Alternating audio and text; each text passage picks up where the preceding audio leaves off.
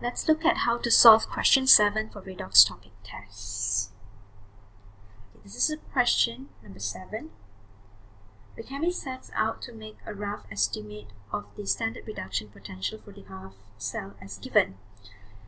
Now, with 4 test tube reactions, he established a range within which the reduction potential for the half reaction may lie. With the aid of the standard reduction potential table, fill in the blanks below. So here we would want to predict the E0. So it is the value that you should put it in. Okay, so voltage values.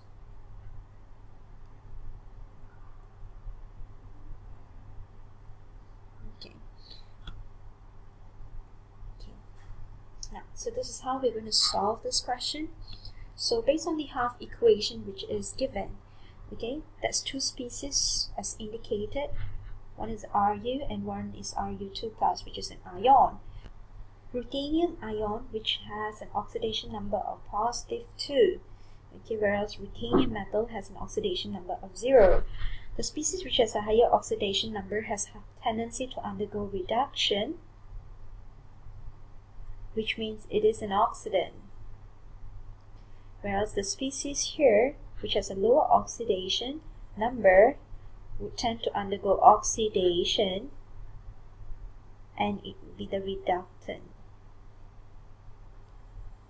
Now, knowing that, so it has been put in this form. Okay, next, identify the listed species in the table involving the experiment as a reductant, as all the 4 experiments involve the ruthenium ion, which is an oxidant. So let's look at the question again.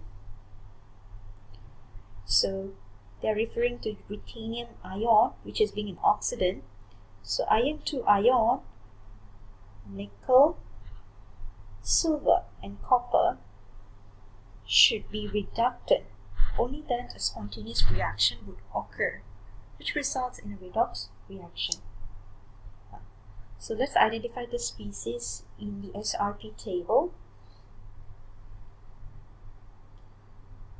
Silver, copper, nickel, Fe2+. So if you could recall, all the species which are on the right hand side of the arrow, okay, are reductants. So all this over here are reductants, and all on the right are oxidant, and the strength of the oxidant increases going up, where the strength of reductant increases as going down the SRP table. Now, in this case, we should not be considering Fe2+, which is being an oxidant, because Ru, ruthenium ion, is also an oxidant in this case. So these are the species that you need to look at and use this to do an inference to predict the E0 cell value. So no observable changes when Fe2+ solution was added to Ru2+ solution. In other terms, the reaction of ruthenium ion and Im2 ion is a non-spontaneous reaction. Okay, so if it is a non-spontaneous reaction, the ruthenium ion are positioned below the Fe2+ ion. If you would have done the calculation, okay, it would result in a negative value. So with that, the E0 of the ruthenium would be less than 0.77, positive 0.77.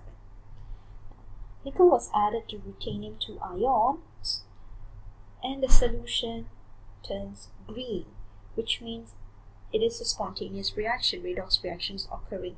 In other terms, your ruthenium should be above nickel ions. Okay, the equation of nickel.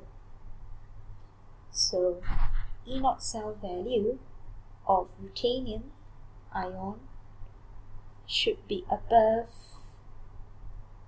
negative 0.24 volt. No observable changes when silver was added to ruthenium ion. So in other terms, ruthenium should be below this half equations of silver. So E0 cell value should be below positive 0.80. Copper was added to ruthenium solution and producing a pale blue solution. It's a spontaneous reaction, okay, which means in other terms, ruthenium should be above copper. So looking at the value again, the E0 cell value of ruthenium has to be more than positive 0.34. Now, let's draw a number line to draw a conclusion. Where does the E0 half cell value lies?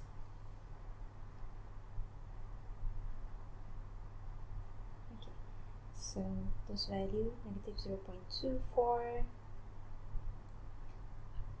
positive 0.34, positive 0.77, positive 0.80.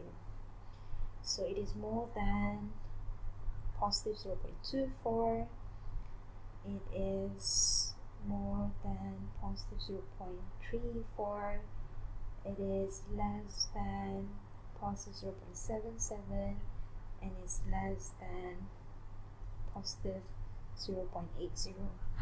In other terms, the value lies somewhere in between these two values, which are positive 0.34 and positive 0.77 volt.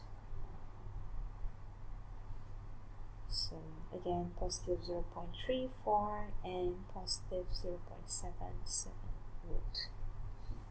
Thank you.